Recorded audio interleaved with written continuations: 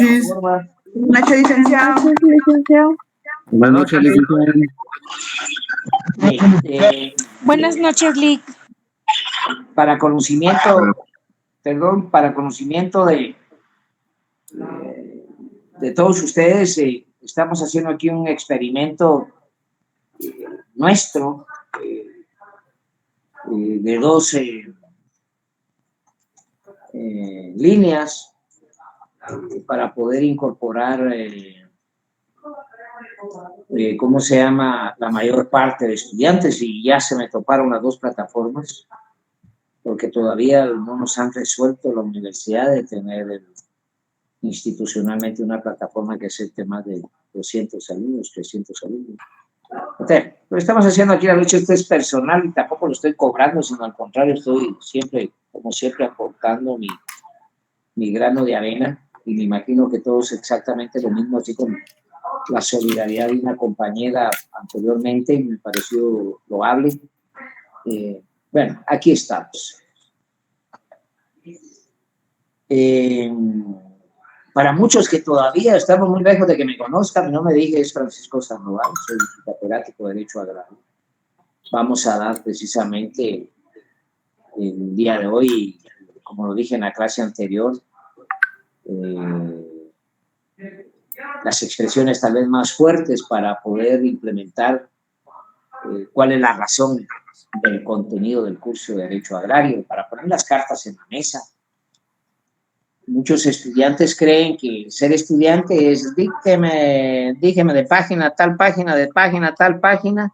Eso es mentira y es una falsedad, y quienes tenemos muchos años de estar en este tema, nos da igual, pero al final de cuentas, sí, hay alumnos que se quedaron afuera, lo lamentamos, compañero, pero así están dadas las cosas.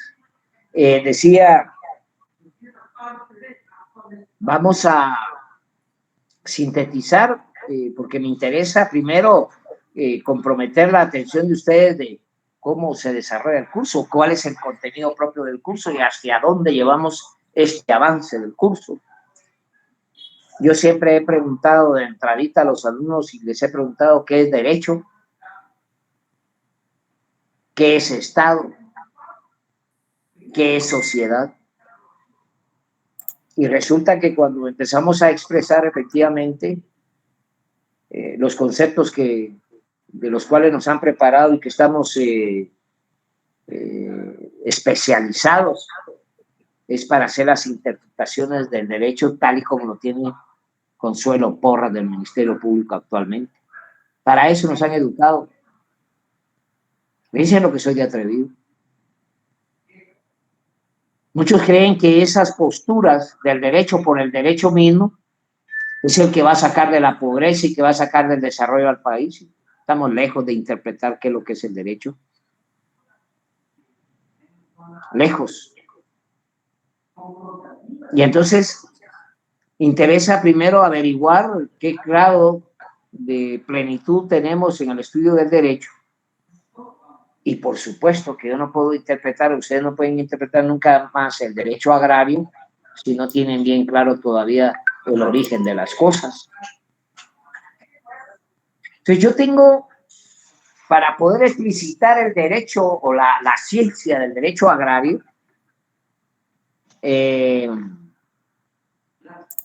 tenemos que primero comprender el origen, decía, de las cosas.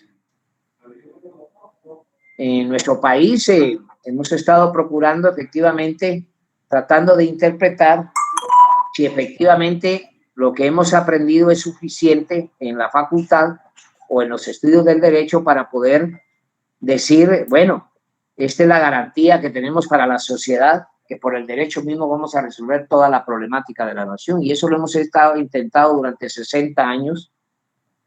Y aquí es donde trato la manera de ir jalando, interpretando la juventud de ustedes.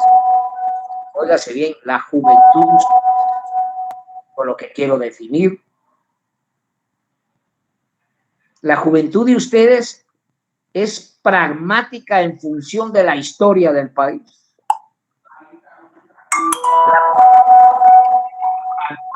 no solo en función de la historia del país, sino todavía en la historia de la humanidad. ¿Qué papel formamos los seres humanos? El pragmatismo que tenemos decía, ¿cómo poder, por ejemplo, ahorita con su juventud, ustedes interpretarme el pasado de nuestro país? Si aquí hay unos que todavía aplauden a Jimmy Morales, aquí hay quienes aplauden todavía a Otto Pérez Molina, aquí todavía desconocemos cuál fue la lucha durante 36 años de guerra en este país con el propósito de que alguien se quedara con la tierra de esta nación en términos de lo que se conoce como el monopolio, un oligopolio total de la tierra, propietarios de la tierra. Voy a hablar de derecho agrario, voy a hablar de la tierra. Y la pregunta es, ¿qué es un planteamiento agrario? ¿Qué es una reforma agraria? ¿Cuál es el contenido del derecho agrario que tenemos en nuestro país? ¿Será el correcto? ¿Será el equilibrado? Solo por adelantar algo, les recuerdo que en otros países, para empezar, Costa Rica tiene jurisdicción agraria, o sea, hay tribunales agrarios.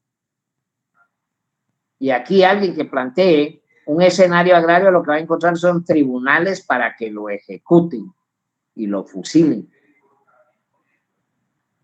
No hay. ¿Y cómo es eso que en otros países hay y aquí no? ¿Por qué?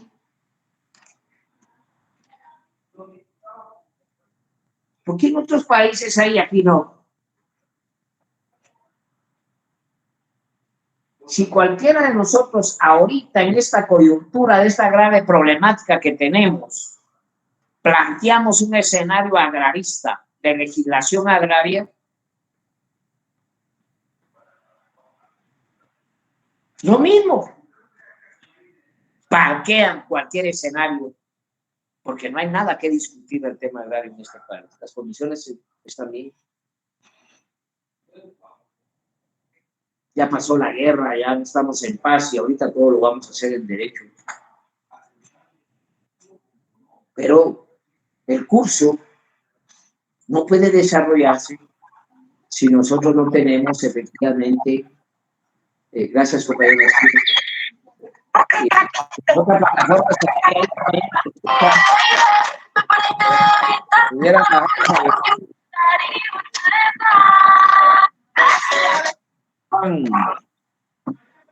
Gracias, Juanito. Gracias, Juanito. Ahí tiene mi amigo, ahí tiene. Bueno, ya estamos. Decía, pues, ¿qué es el avance que vamos a tener hoy en el Ok. ¿Cómo vamos a llegar? Oye, puede ser que ya esté súper dormido o no sé, pero si lo escuchas todavía hoy, quiero decir... Juanito, ¿puede cerrar la página?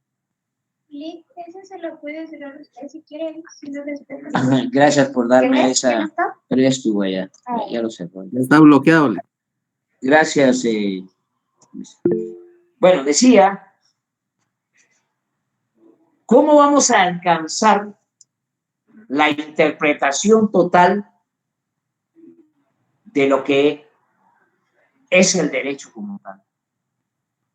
¿Cuándo surge el derecho? ¿Para qué sirve el derecho? ¿Qué es lo que ustedes tienen que tener en la mano para poder vivir, comida o derecho? ¿Qué es más importante? ¿La comida o cash luna?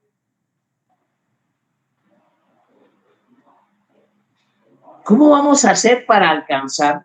Yo aquí lo dicho, ya vamos a tener por ahí una pizarra más adelante. Yo anoto siempre que hablo, porque este curso, en definitiva, es un curso de orden político.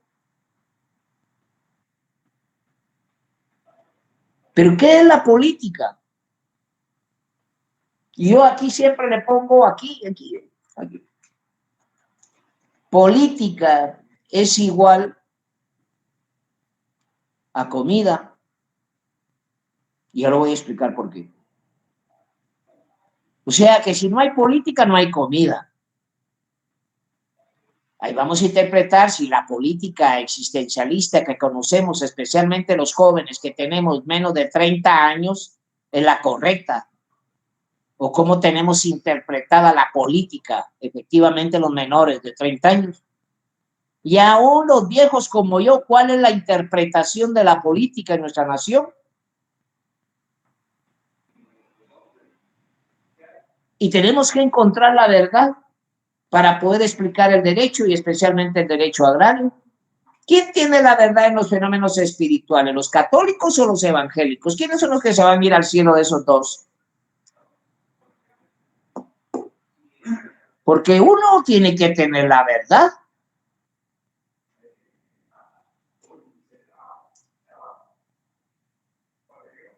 ¿Quién de los dos tiene la verdad? Perdón, este teléfono está sin carga. Estoy yendo la carga del teléfono y se va a ir la... decía... Solo estoy aquí arreglando algo aquí, compañeros. ¿Te puedo responder para mientras que está arreglando ahí? Dígame, compañero, dígame. Realmente nadie puede alegar que tiene la verdad absoluta. Yo creo de que no es una cuestión de quién tiene la verdad y quién no tiene la verdad, porque la verdad es relativa. Su verdad es totalmente diferente a mi verdad, pero eso no me va a dejar a mí que su verdad no sea correcta o que mi verdad no sea correcta. Es un punto de vista filosófico. Bueno, pero si me habla de la filosofía, me habla de la verdad, porque la ciencia de la verdad es la filosofía. Ya voy a interpretar qué es la filosofía. Porque la filosofía no es solamente hasta cruzar la patita con cigarrito y café y echarnos un cuento. Para expresarnos filosóficamente tenemos que tener una conducta científica de grandes valores e interpretaciones. Usted no me puede decir que si una cuestión es verde y usted la mira amarilla es porque es daltónico. Verde es verde. Blanco es blanco. 2 más 2 son 4. Pero si vamos, aquí es donde entran las discusiones históricas. ¿Quién tiene la verdad? ¿Los evangélicos, los católicos o los musulmanes? ¿O ninguno de los tres? Pues. Pero tiene que haber un escenario, una vida, un principio, una verdad. Y el absolutismo de la verdad es que no nos equivoca. Porque no pueden haber dos verdades sobre un mismo fenómeno. ¿Está lloviendo o no está lloviendo? ¿Hay calor o hay frío? Entonces, quien interprete efectivamente los conceptos de tu verdad y mi verdad, ese es un, con todo respeto, Sergio, por supuesto, ¿verdad? Es un escenario difícil de poderlo compartir como parte de un criterio científico, ¿me explico? Entonces, aquí, por ejemplo, veo ahí que me manda el principio del tercero excluido. Pues, vuelvo a caer, ¿qué exclusión tiene que si lo que es blanco es blanco? Ninguna, no hay nadie más que determinar que es blanco.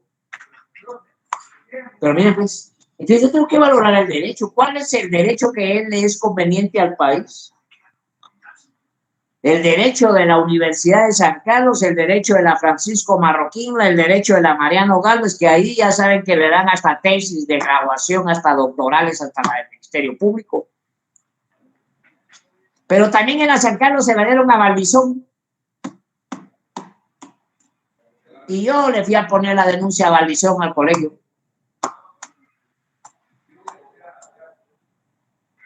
Y es una tesis que desde 1985 le elaboró un estudiante y esta señora, la ven, ahí está su doctora. ¿Qué carajo de abogada eso? ¿Y dónde está la verdad otra vez? ¿Quién tiene la verdad? Entonces, las razones para ir comprendiendo lo del curso es que para poder valorarlo con su esencia, el derecho, primero tenemos que interpretar a quién se le aplica.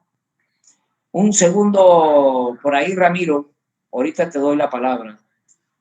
Lo que quiero decir con esto es que si vamos a concebir precisamente la verdad, tenemos que encontrar la mecánica, los instrumentos y las definiciones de investigación hasta concebir la verdad tal y como es en términos científicos, compañeros científicos.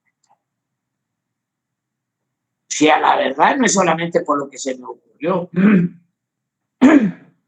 hay razones históricas y concretas para poderla valorar. Por ejemplo, el origen de la Tierra, el origen del hombre, ¿lo hizo Dios o viene del mono? ¿Y cómo vamos a ir a interpretar eso? Hay que ir a meterse a la historia, hay que ir a saber, ir a preguntar. Si para eso es la dialéctica, para eso existe el instrumento científico, para eso es la filosofía, en la búsqueda de la verdad. Y se requiere toda una implementación instrumental teórica, porque los científicos sociales eso es lo que tenemos, un instrumental teórico. Así como el médico sabe que la sangre es roja. ¿Por qué? Porque la sacó de ahí. Y esa es una verdad. No hay otras verdades más que ver la roja, a menos que uno sea daltónico.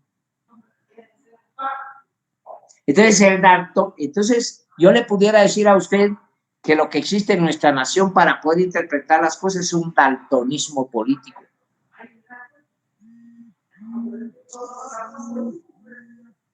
La puerta. Ese daltonismo político, perdón, compañeros, decía, me estoy interpretando ese daltonismo político solo por decir algo, porque la verdad, ¿quién de todos los políticos que están ahorita echando rienda tiene la verdad sobre el país? Ya Matei la tiene, la tuvo Jimmy Morales, y estoy hablando de una clase de derecho agrario, pero yo no puedo hablar de derecho agrario si no hablo de comida. Y para hablar de comida tengo que hablar de política. Y la política es correcta, moralmente ética, cuando se definen valores científicos. Entonces hay que hablar un poco de historia. Para mí, dar el curso de Derecho Agrario en función de que les voy a dar a ustedes toda la instrumentalización teórica para que vayan a botar un bosque, yo no lo voy a hacer. Dotarlos de conocimientos profundos, doctorales, para que vayan a sacar campesinos de sus territorios, tampoco lo voy a hacer. Porque el derecho agrario es una propuesta de desarrollo, no una propuesta de sembrar a la gente a lo mismo que ha pasado durante 70 años. Porque ese es el derecho que tenemos, el derecho que hemos estado estudiando, el derecho de lo mismo, el derecho que solo le sirve a unos pocos.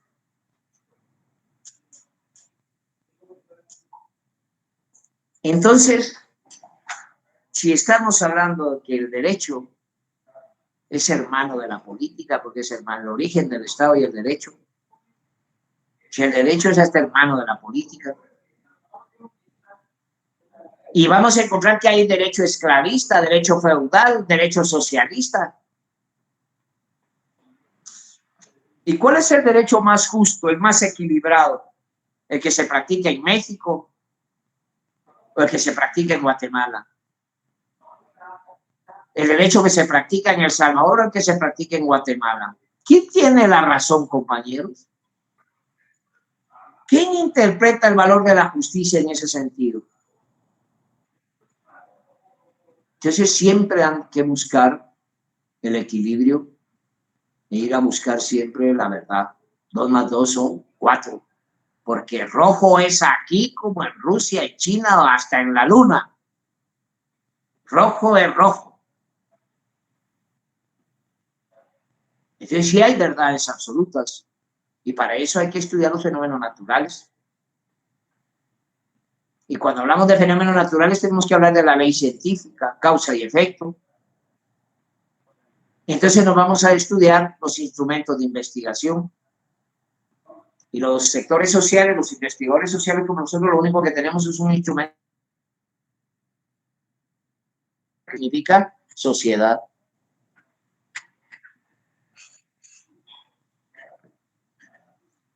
Decía en la clase anterior, bueno, entonces busquemos en historia de dónde viene el hombre. Primero, ¿de dónde viene el planeta? Pues? ¿Cómo se originó este planeta? Porque ¿de qué sirve ustedes sirven estudiar derecho si no saben ni cómo se originó el planeta? Porque el derecho, ¿a quién le va aplicable? Pues. Y antes de la existencia de este planeta, por ejemplo, se cree que la teoría más cerca es la teoría del Big Bang, que es una explosión que en fracción de segundos creó las constelaciones que nosotros miramos. En fracción de segundos. Y estamos hablando de que son distancias concebidas, por ejemplo, de kilómetros por años luz. ¿Qué significa kilómetros por año luz? Se pueden imaginar ustedes que en 8 segundos a 150.000 kilómetros viene la luz del Sol al planeta, a la Tierra, en 8 segundos. Ahora se puede imaginar cuánto es un año, cuántos segundos tiene un año, interprétenlo por 150.000 kilómetros, miles, billones de kilómetros.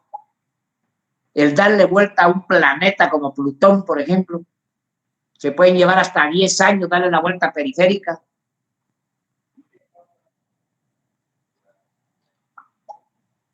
Cuando uno se mete a estudiar esas definiciones galácticas, son impresionantes y comprensibles hoy, a través de las investigaciones, que los fenómenos naturales vienen sucediéndose por razones precisamente naturales.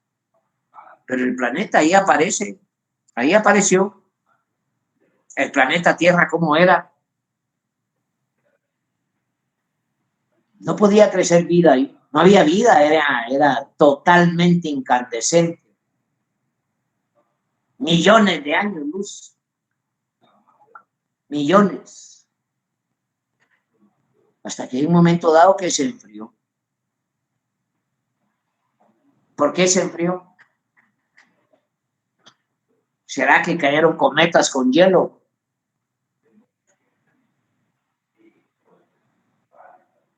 ¿Será que esos bombardeos de esos cometas también venían con hielo? Porque ahí apareció agua. Y también se habla teóricamente de que el planeta pasó por una época totalmente fría. Pero yo les siempre hago la misma pregunta.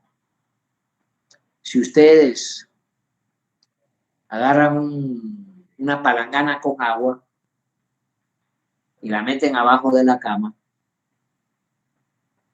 y a los 6 meses la van a ver qué es lo que tienen. Pregunto, ¿qué es lo que van a encontrar ahí en esa palangana, compañeros?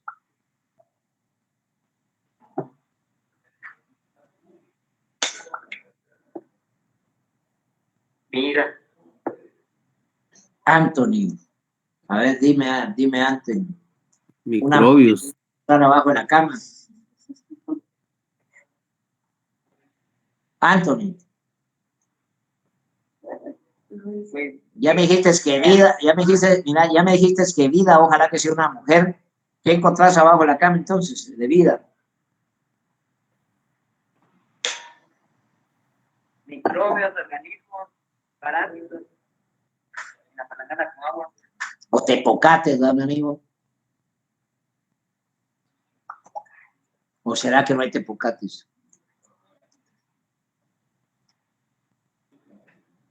Antes, hagan la prueba.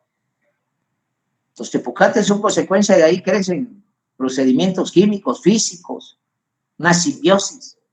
El análisis de venir, caer en la parte esa material, después caer líquido y generar unas composiciones de orden hasta donde la luz es parte de las proteínas y crea una simbiosis total, química, que genera algo más, que a simple vista no lo podemos ver.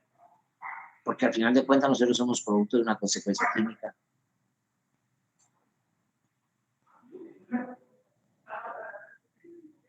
Ahora, también está la otra interpretación de que el hombre viene de Dios. Y venir de Dios significa venir del lodo, del polvo. y un soplido.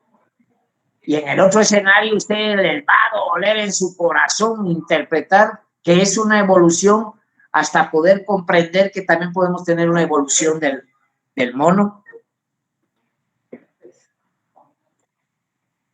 Y si me preguntan si nosotros venimos del mono, yo viendo la pantalla, tantos en la pantalla, no me cabe duda que algunos sí vienen del mono, menos las mujeres, eso sí no. Dios me guarde que una mujer venga del mono, eso sí no, solo los hombres. Pero hay una interpretación. Ah, bueno, pero hagamos la valoración. ¿Cómo es eso que viene del mono? ¿Y cómo es que en el otro escenario viene por otro escenario, de un soplido? Entonces ustedes se van a encontrar, y ahí sí estoy de acuerdo con Sergio, de que el recomponer la discusión histórica entre lo que son las tesis ideológicas, porque ahí tenemos que caer en el valor ideológico. Si alguien me dice a mí que es político sin ideología, que se vaya a tirar allá al puente de Belice y que pueda dar interpretaciones a gente que desconoce absolutamente de todo. Las razones ideológicas, más adelante las vamos a ir comprendiendo, que tiene que ver efectivamente con el escenario de la forma en que comemos y qué comemos y cada cuánto producimos. Si yo me valoro, por ejemplo, en lo que dijo Sócrates en alguna oportunidad de que era importante y necesario la existencia de los esclavos para que los patricios pudieran dedicarse al arte, es lo mismo que decir ahorita, es necesario que existan los proletarios para que Dionisio siga creciendo con Pollo Campero o Cash Luna con mega iglesias. Es lo mismo.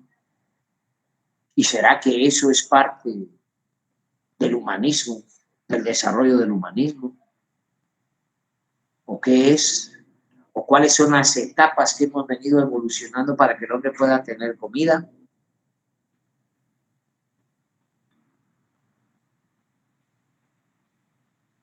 Ahora, miren, estas tesis hay que irlas evaluando y valorando, por supuesto, no me vean a mí como absoluto, porque yo también, al igual que ustedes, leyendo, y ya la vida me ha dado mucho en temas de discusión como para ir interpretando estos escenarios, pero voy a ir más allá. Ya he dicho que yo no puedo estudiar derecho si primero no sé ni dónde diablos vengo y por qué existo. No tiene sentido. Vean ustedes la coyuntura y la crisis enorme que está viviendo Guatemala. Se me había escapado por ahí Ramiro. ¿Estás por ahí, Ramiro? Claro que sí, licenciado. Perdona que vi ahí que levantaste la mano, se me escapó por alto, pero antes que continúe, porque ya sabes que agarro barco, te quiero dar la palabra ahí porque algo tenés que decir por ahí y gracias por acompañarnos a la clase, mi amigo. Muchas gracias, licenciado Francisco, por el espacio. Buenas noches y buenas noches a cada uno de los compañeros presentes.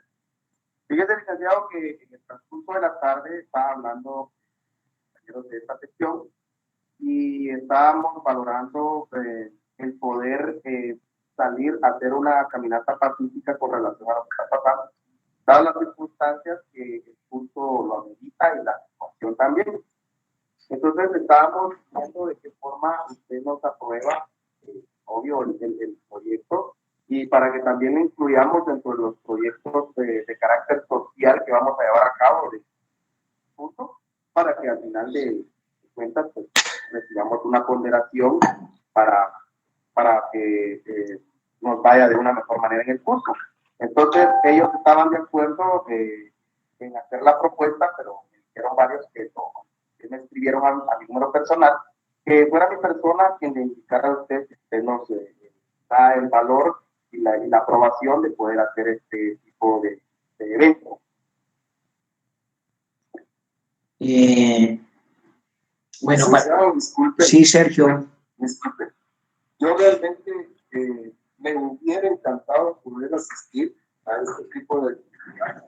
Pero tengo un pequeño problema, y es que yo me estoy levantando del COVID. Entonces no podría asistir en esa, porque, como le digo, levantándome del COVID, no he podido ir a trabajar por esa enfermedad. Quisiera que tomara también eso en cuenta, porque también vi ahí muchos compañeros que dijeron que tienen que trabajar. Sí. Disculpe por meterme, licenciado. No, Sergio, si tú eres parte de esto. Y agradecidos con el licenciado Artes, que maestro se toma la molestia para inducir un escenario importante de vivencia política para el país y especialmente para la experiencia de los estudiantes. De mi parte no hay ningún inconveniente. Los temas seguirán siendo que es más factible hacer las cosas simplemente sin interés, sino solo con el deseo de mejorar las condiciones del país, que eso nos hace grandes, no por puntos o ponderaciones, que es lo que menos debe interesarnos en este momento.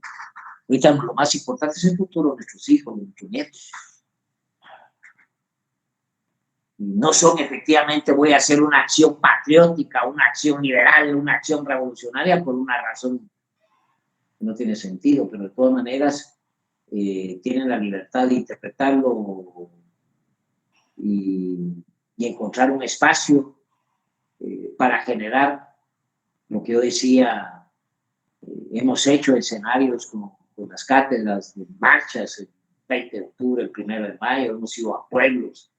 Hemos hecho manifestaciones grandes con los estudiantes, con categoría. Hay videos ahí donde salen los estudiantes y salimos ahí que los estudiantes de la sección G, los estudiantes de la sección F, estamos aportando nuestra contribución en el tema del COVID, que salieron algo. Pues yo dejo abierto el espacio ahí para que se siga dialogando y posiblemente un escenario de participación pudiera ser una conferencia de prensa. Les cuento que yo he sido llamado por muchos sectores sociales a decir algo, a estar en algo. Siempre ha sido así y, por supuesto, ustedes tienen toda la libertad de estar ahí. Y los que están en el interior, los que están enfermos, basta, compañeros, con su solidaridad, con el aplauso de lejos, pero eso ya es bastante. Quienes queremos ser revolucionarios profundos, nos la vamos a jugar y ahí vamos a estar, porque somos estudiantes, somos jóvenes. Lo que tenemos que hacer es buscar el espacio, cómo lo pueden manejar. Pero ahí lo dejo, Ramiro, y Gracias por el espacio. Voy a estar hablando con los compañeros.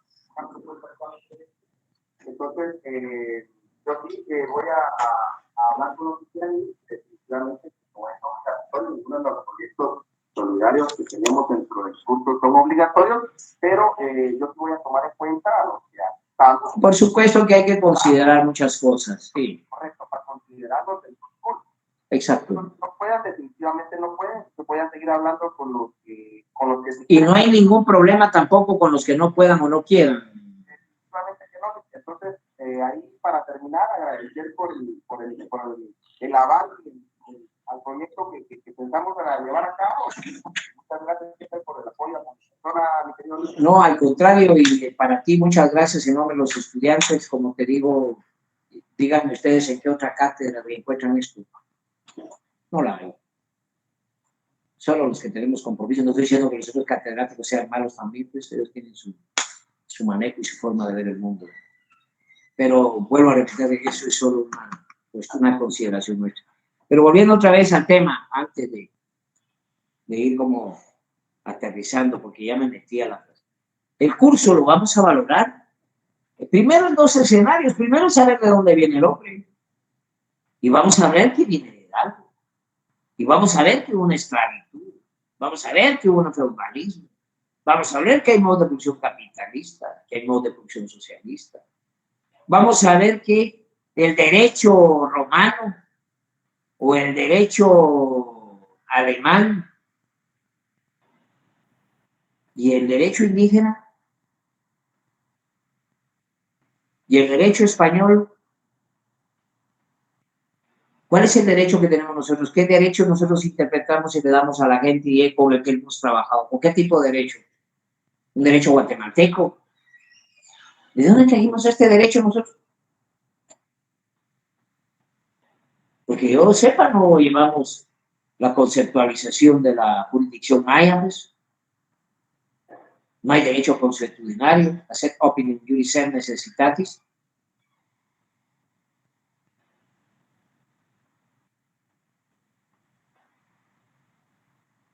¿Cuál es el derecho que ustedes tienen en la bolsa, en la mano?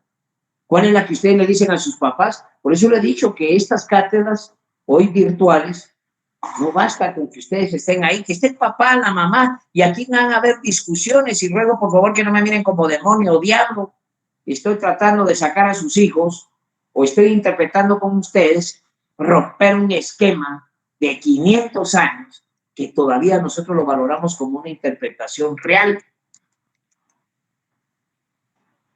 Yo no sé si ustedes van a la iglesia o no, no sé si son católicos, evangélicos, y preguntaría quién es científico, para qué se requiere ser científico, o para qué se requiere conocer la historia. Pero aquí hay que estudiar cuál es el origen del derecho guatemalteco, cuándo surgió, por qué la conquista española viene a interponer aquí desde ese momento una constitución y define una ley ordinaria, ahí va la ley del señorío, de aquí en adelante solo el rey es el propietario hasta del arco iris.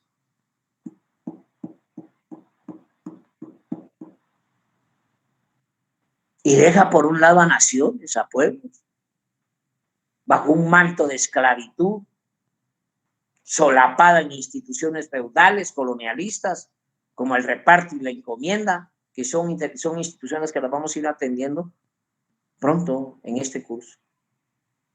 Pero estoy primero solamente haciendo ahorita de la clase conciencia que se hace necesario ir a buscar en la historia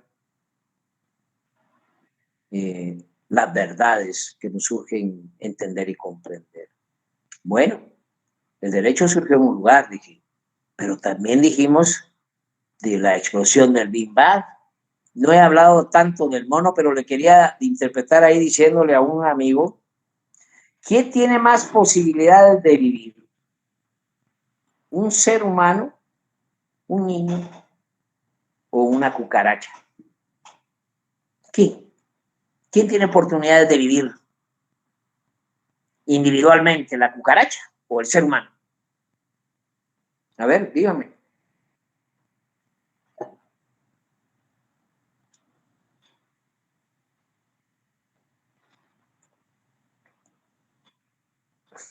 ¿Alguien? Yanira.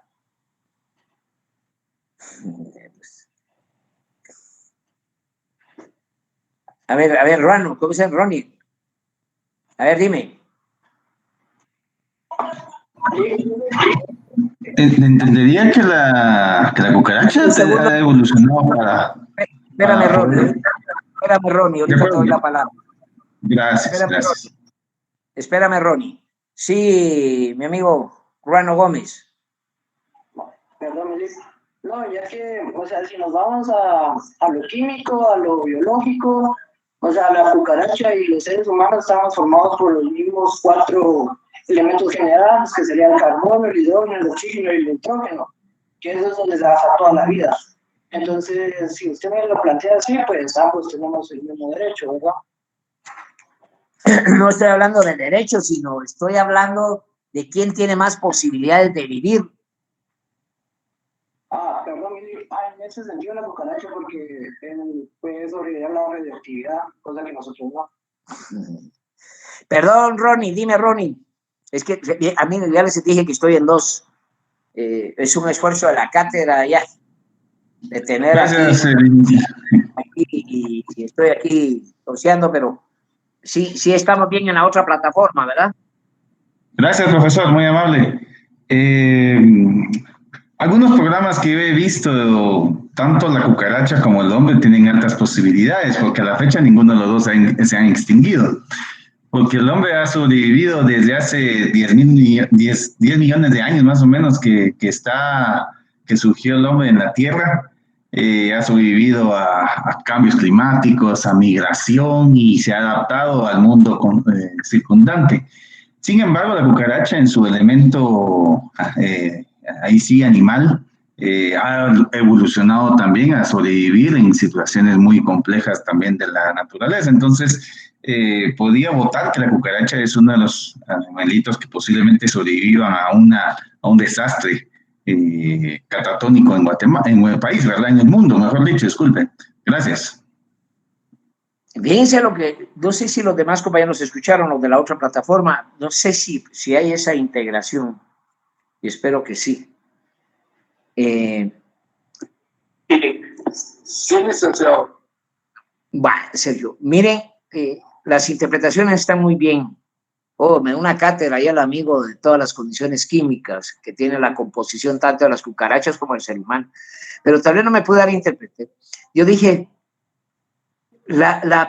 el ser humano no tiene posibilidades de vivir frente a la cucaracha, porque la cucaracha inmediatamente lo que hace es ir a comer. ¿Y el niño? Se va a morir. La subsistencia como tal. El niño se va a morir. Pero aquí viene un valor material importante que uno debe interpretar, que es lo que hace y que garantiza precisamente la sobrevivencia, y vamos a hablar por qué esta especie del ser humano se come a cualquier especie que aparezca.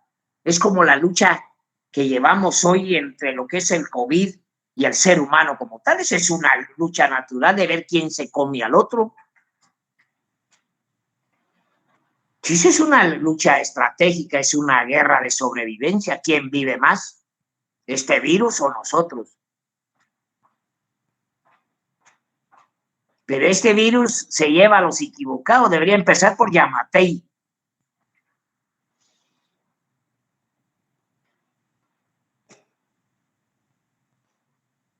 ¿Quién va a sobrevivir? ¿La especie humana?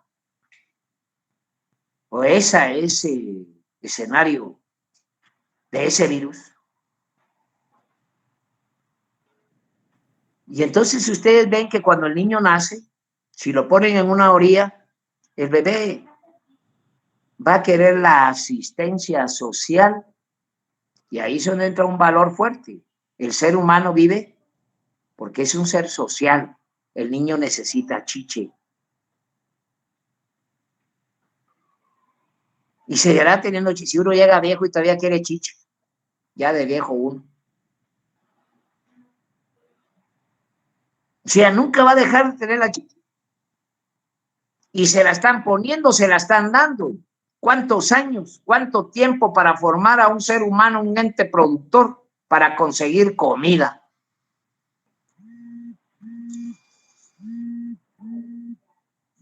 El ser humano es eso. El ser humano es el molde de las condiciones sociales y sus relaciones sociales, porque como consecuencia de eso, por ejemplo, decía, este lapicero. A ver, Ana Luisa, que te tengo por acá. ¿Cuántos procesos productivos han pasado o cuántas manos han metido para construir este? Para empezar, ¿qué es? Ana Luisa. ¿Un lapicero? ¿Cuántos procesos para poder? ¿Qué se requirió para construir un lapicero y cuántas personas intervienen para la construcción de un lapicero? No sabría decirle. Miles. Un montón de personas. Miles. Aquí primero son las plantaciones de hule. ¿Quién puso los botes para las gotas de los palos de hule? Del palástico, si lo quieren ver de esa manera. ¿Quién hizo las botas de hule del campesino o el machete que llevó ahí, etcétera? Son miles de procesos productivos.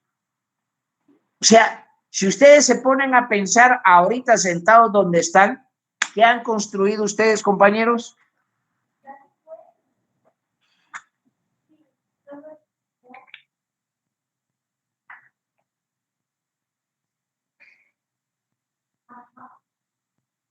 Es una pregunta bastante complicada, mi estimado doctor.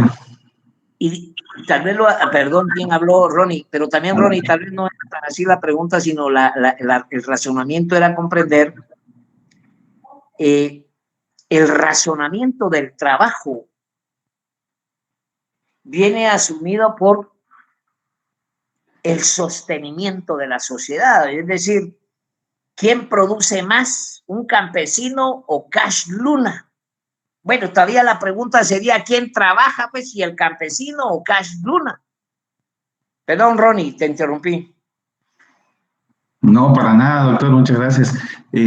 Yo considero que cada unidad o cada persona que integra la sociedad es un elemento productivo, es un engranaje del sistema productivo de bienes y servicios, como también lo intelectual, el arte, todas son obras de producción, porque cada una satisface una necesidad social, partiendo desde el punto de vista. Ahora, si nos miramos en la parte individual, como persona, su servidor trabaja en una institución donde genera ciertas actividades y servicios que otras personas van a necesitar. De personas que también necesitan cumplir con otros procesos para satisfacer una cadena productiva de bienes. O sea, todos estamos interrelacionados. Algunos así es. Así es un sistema. Usted confirma, perdón Ronnie la interrupción, usted lo que está confirmando es que el ser humano es una estructura social como tal. Exacto. Mentalmente. Todo lo que tenemos a nuestro alrededor, cuando dije que hemos construido, bueno, es un poco complejo, pues, pero lo que decía él, pero lo que tenemos aquí enfrente, son instrumentos de trabajo. Y para crear condiciones para poder conseguir la comida, porque aquí te voy a hacer algunas interpretaciones ahorita que todavía filosóficas que hay que meterse de fondo todavía para conocer cosas, porque yo todavía no he hablado, por ejemplo, del origen mismo del hombre, porque hay diferentes concepciones para poderlos interpretar. Pero ¿qué es lo que hizo grande al hombre? ¿Qué es? Primero la comida, y la comida la logró como consecuencia de la fortaleza social de grupos. Ahorita lo voy a explicar más adelante. Si no comemos, nos morimos. El trabajo, en pocas palabras, doctor. Y el trabajo ya es una actividad social donde se requiere, de acuerdo a la conceptualización, dinero. Vamos a ir a buscar en la historia de la comunidad primitiva esa actividad que realizaba el hombre para comer. ¿Qué es lo que encontró? Yo decía, por ejemplo, volviendo a reiterar, el escenario... Yo no voy a interpretar ni quiero decirles si venimos del mono o no, eso es lo de menos. Pero si me dicen también que efectivamente es por el soplo divino de la tierra, pero dejémoslo ahí. Pero lo que sí es cierto, si es que vamos a hablar de Dios, es que Dios sacó a patadas a Adán, a Eva y a la suegra del paraíso. A patadas. Y eso le pasa al hombre por hacerle caso a la mujer y a la suegra juntas. Tal vez individualmente a la mujer uno le puede hacer caso, pero ya juntas son peligrosas. Nos sacaron del paraíso. ¿Y qué pasó en el otro lado del paraíso? Porque es al otro lado del cerco. O sea, Dios nos mandó, bueno, váyanse al carajo y aquí va la tarjeta de crédito. Vaya a trabajar.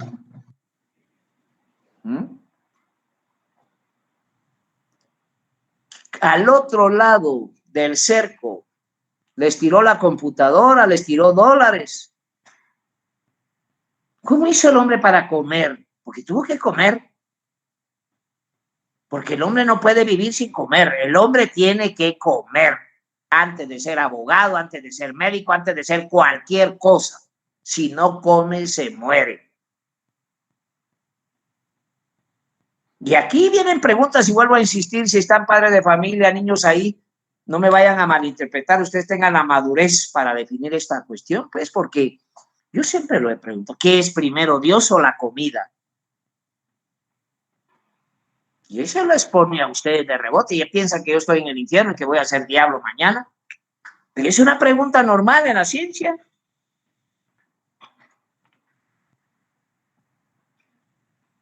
Y hay que estudiarla. Si tenemos que hablar de derecho agrario, si el derecho agrario es un concepto político de nación, una política pública que no tenemos. El derecho agrario de este país es del cacique. Pero ahí vuelvo a hacer la pregunta, ¿qué es más importante? ¿La comida o Dios? A ver, Sergio.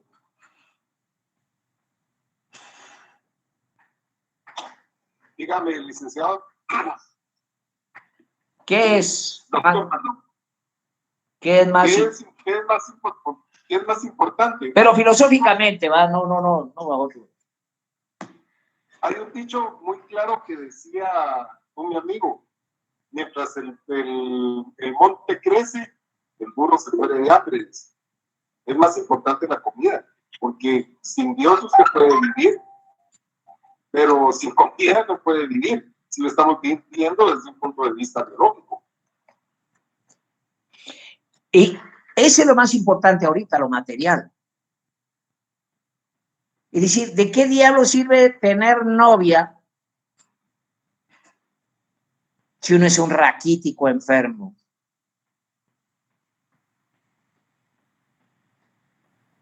El hombre para tener novia o para tener descendencia, y eso es para los... Tiene que ser fuerte, grandote, grande para corregir la raza, ¿no? Proteínicamente bien. Pero un enclenque, ¿para qué lo quieren?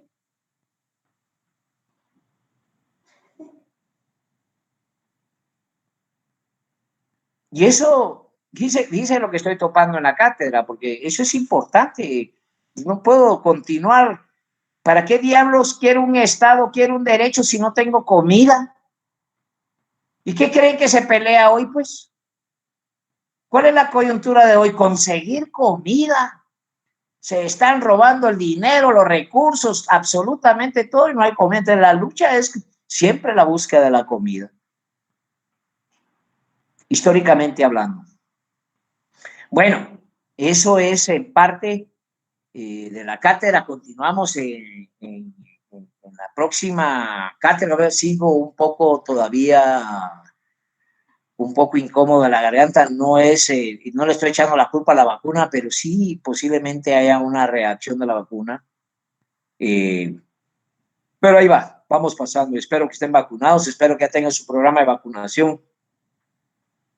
Todos.